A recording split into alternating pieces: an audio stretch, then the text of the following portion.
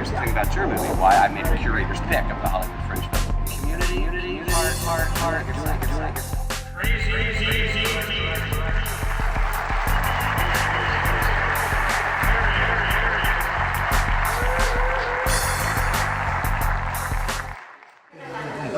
The purpose of knowledge, of course, is to relieve human suffering. That's the only purpose for knowledge, awareness, to relieve human suffering.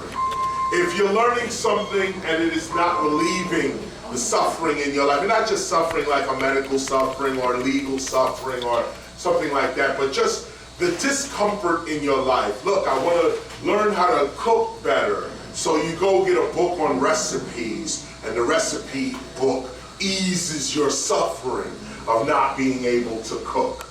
This is the point of knowledge. So let's get right into it. Part of the reason for you being here today has to do not only with, an empowering conversation, meaning that when you leave here today, you should be a little more aware about hip-hop, maybe even about yourselves, than you were when you first walked in here. The other part to this is to explain the concept, or a concept, called the Temple of Hip-Hop. One of the reasons why, this gathering here has been going on for about 30 years. Since hip-hop's very beginnings, we marked the beginning of hip-hop in 1973, Cedar Park, with Cool DJ Herb. But when we really started to organize ourselves and get ourselves together, realizing that we were unique in the world, this happened around 1985, 1986. And around that time, we started meeting in small gatherings just like this. No more than 50 people, really, no more than that. But those who were serious about putting hip-hop together as a sustainable lifestyle. We didn't have the word culture in our mouths yet in 1985 regarding hip-hop. We were just trying to sustain it because people kept telling us it ain't gonna last but 3 more years, even in 1985. Even after Run DMC in 1983, you got the Sugar Hill Gang, 79, 80, 81, all the Sugar Hill label, Treacherous 3, Funky 4+1, more Sugar Hill Gang, and all of that. Even with all of that, even with Def Jam and the rise of LL Cool J in 1984, Run DMC in 83, even with all of that, people were still saying in 1985, 1986, that hip hop would not last, but more than, they kept saying 3 more years. So we started to get together to organize how we might preserve ourselves. And this is where the elements started to come into play. This is when we started to look at hip hop as a repeatable science, as something that wasn't haphazard and random, but that's something that we could put together as a repeatable science. This is where, actually in our history, Zulu Nation comes up with breaking, MCing, graffiti art, DJing, knowledge, and overstanding. This is the knowledge of Zulu Nation, Africa Bambaataa. This is what they put down in 74. In 1985, 86 is when we started to look at ourselves as a culture and started to look at ourselves as a repeatable science and started to come up with breaking, MCing, graffiti art, DJing, knowledge and overstanding as the principal elements of hip hop. These elements went on, breaking, MCing, graffiti art, DJing, knowledge, overstanding. That was Zulu Nation's idea of hip hop in the beginning. It was really all of our idea of hip hop in the beginning, but it was at Zulu Nation meetings that these ideas came about. This is when the idea came out. We took it further because no one really saw hip hop as an actual culture, like to say, Jamaican, Greek, Italian, Colombian, Korean, a culture, distinct cultures. No one was interested in hip hop as that. People still aren't to this day even. But in 1986, 87, this is what we started to put forward. Hip hop as its own civilization. Hip hop as a new people on the planet. This was very controversial and still is for some people, to actually establish a new nation on the earth with what we are doing. Why do we even believe that we can do that? Well, because when you look back on history, you'll see that all of the elements of hip hop what went into hip hop: song, dance, fashion, language, some sort of a trade. All of this is what created every culture that we have in existence today. All of it. All cultures are created in this same way. What's the way? A group of people get together, start singing a song. Imagine that. A group of people get together, start singing a song. That song becomes so popular that the children that hear the song from their grandparents and parents and great-grandparents, they hear the song, that song becomes their history. That history becomes their repeatable culture. That becomes their mythology. That becomes the meaning of them. You go back to any culture, most begin in song. Most. If not song, it is art or a story that was told. There was never a day where people got together and said, today is the day we're going to create Rome. Today is the day we're going to create Ghana. No, these things are cultivated over many years, many generations, until one generation realizes what it is. Hip-hop has the opportunity to be that generation, to be that function in the world, to realize itself. Unique from every other culture in the world. Unique. When you say hip hop in the world today, people don't think about black culture. People don't think Asian. Sure, you can turn on the TV, and on the TV you turn it on and you see all kind of people doing hip hop, but mostly it's black males rapping. That's what people say, oh, that's hip hop. But when you go in the world, hip hop takes on the form of whatever culture it finds itself in. And those who take on the culture of hip hop are usually rejected by their own culture. All over the world, the people that are gravitating toward hip hop are those whose culture have already rejected them. Most people are, how would I say,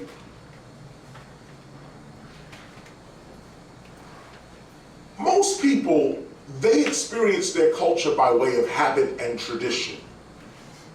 And if anything comes along to break habit and tradition, they become afraid or hostile toward it. But there are some people within that same community that share a basic love for a specific thing. This is what I'm trying to explain.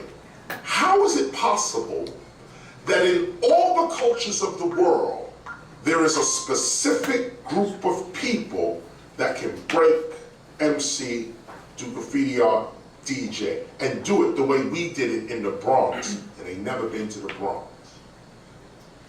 All they gotta do is look at it. Everybody can see hip hop. Everybody can see our elements. We doing it, we rapping, just because you see a rapper doesn't mean that you can rap. How is it that somebody can look at someone rapping, someone, I could be in the Bronx rapping, and someone in Indonesia can see me do that and then do it themselves. The guy next to them couldn't do it. He saw the same thing. The girl next to him couldn't do it. She saw the same thing. But out of 5 people that saw this guy rap, one of them can do it. One of them steps out and says, yo, what I just saw, dude was just breaking on the floor right there. Wow, I think I can do that.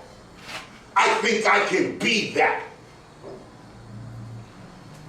This is special because we're inundated with cultures all hours of the day. You go to Chinese, you eat Chinese food, you're embracing Chinese culture. Not the whole culture, but you're at the doorway. You go get a pizza, you got a little Italian on it. Et cetera, et cetera, et cetera. We see cultures everywhere. We're not trying to be them. You're embraced with culture all over the place, especially if you live in the United States or in one of the bigger cities. Culture going by you every day. You don't feel that you can be any of these cultures. Especially. How eclectic this place is. But this is the point. This is the point. Everybody from all over the globe come to Vegas. Transient. The globe comes to Vegas. But how is it that we see all this culture, we say, no, I know I can't do that. I know I can't be that. Oh man, I know that's not me. I may respect it, no doubt. I may enjoy it for the moment I'm there, but I know that's not me. Hip hop ain't like that. Somebody see the culture, they immediately go, wait a minute, that's me. No, but wait a minute, you're in Zimbabwe. How can that be you? I'm in the Bronx. But wait a minute, you in Australia? How you hip hop? You in Australia?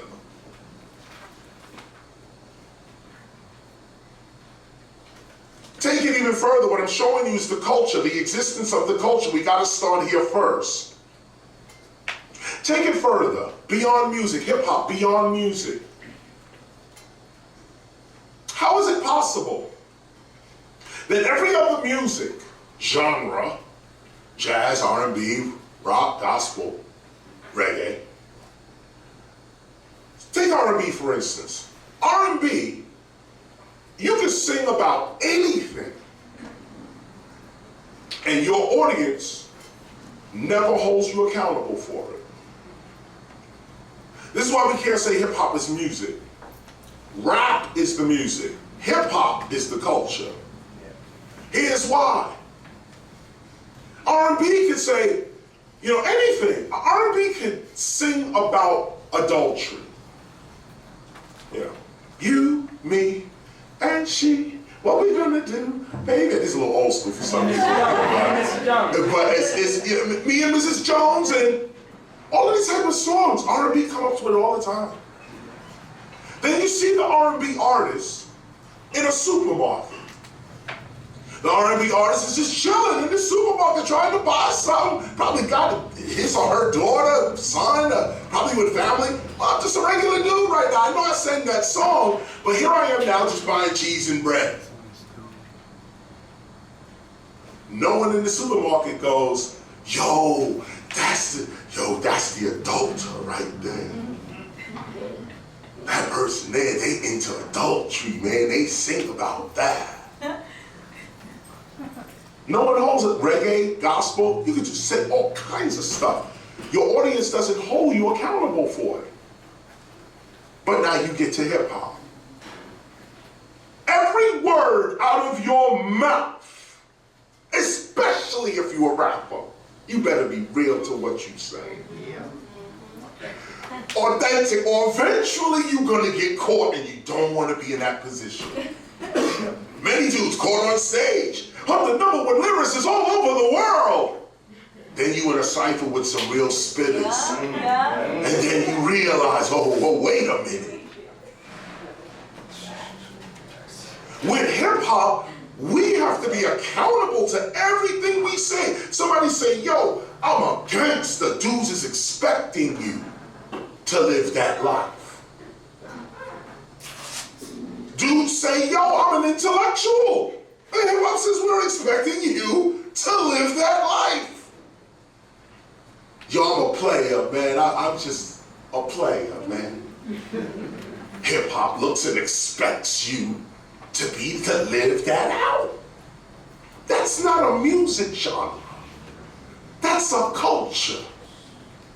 That's a group of people holding another group of people to a certain idea.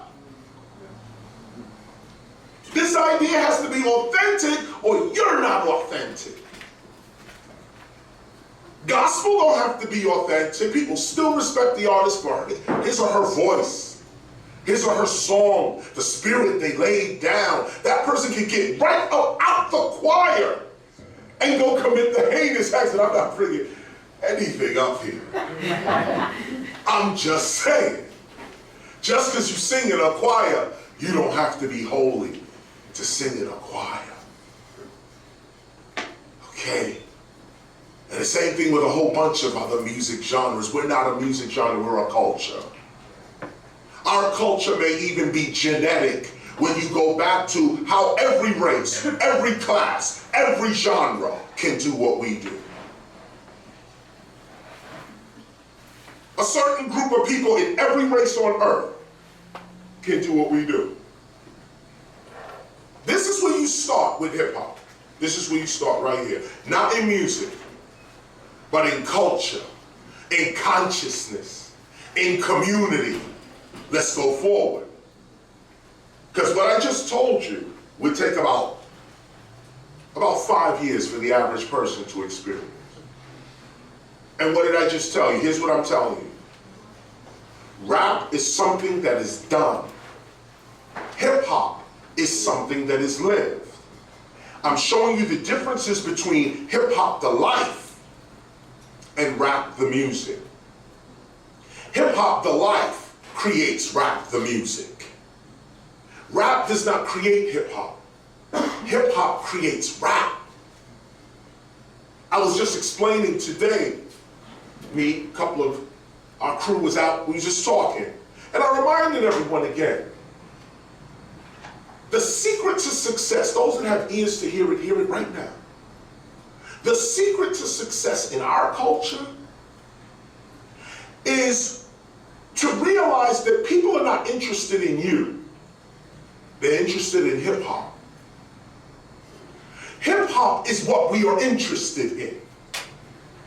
Those that get closer to that get closer to success, get closer to stardom. Most people believe it's all about them. And they say, I'm going to represent hip hop. So I'm going to do my best. And it's about me. And let me show you my name and my face and mine. And that's why you're hitting that ceiling, can't go any further. The minute you say, all right, let me put me to the side real quick, just for a hot minute, let me serve hip hop. Serve hip hop, what does that mean? Let me be loyal. Let me put this concept ahead of my career. Instead of me trying to be large in hip hop or be successful in hip hop, let hip hop be successful in me. Let me take hip hop in and become it first before I get any money, any fame, any recognition first. Let me master one or two of these elements, and I mean master them. You are MC, every 4 bars, the 4th bar should have the crowd screaming. That's the standard. You don't just rhyme, yo, I'm rhyming. 8 bars go by, we just looking at you? Nah. Every 4 bars,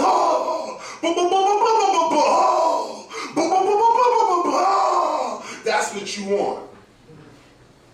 You a DJ, every 2 songs you throw on one, get them ready, and this one right here, the place is going up.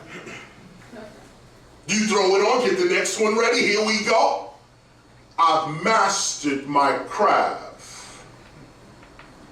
Anything that you master in life, you are instantly successful at it. Thus, the wealth. This is the formula. Mastery raises your self-worth. Nothing else.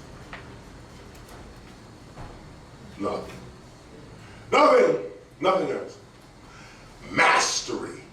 Any one thing you master is going to raise your self-worth. Any one thing you master, you perfect. Any one thing that you perfect is going to pay you.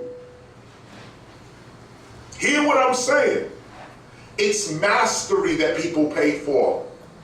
It's perfection that people pay for. It's superior skills that people pay for. Instead of saying, I'm going to be this or that in hip hop, again, devote your life to, instead of hip hop trying to make you something, make hip hop something. The minute you work for hip hop and you make hip hop something, you'll notice your success going through the roof. We discovered this years ago. There's two ways to be successful in hip hop. One, the corporations pick you up. And that's a legitimate way of being successful too, by the way. That's legitimate.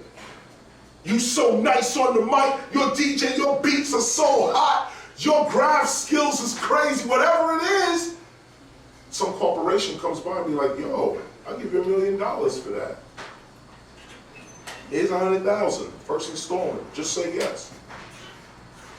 If your skill can bring you that, please, by all means, get it. But that's far and few. Everybody don't get that. What about the rest of us? What do we do?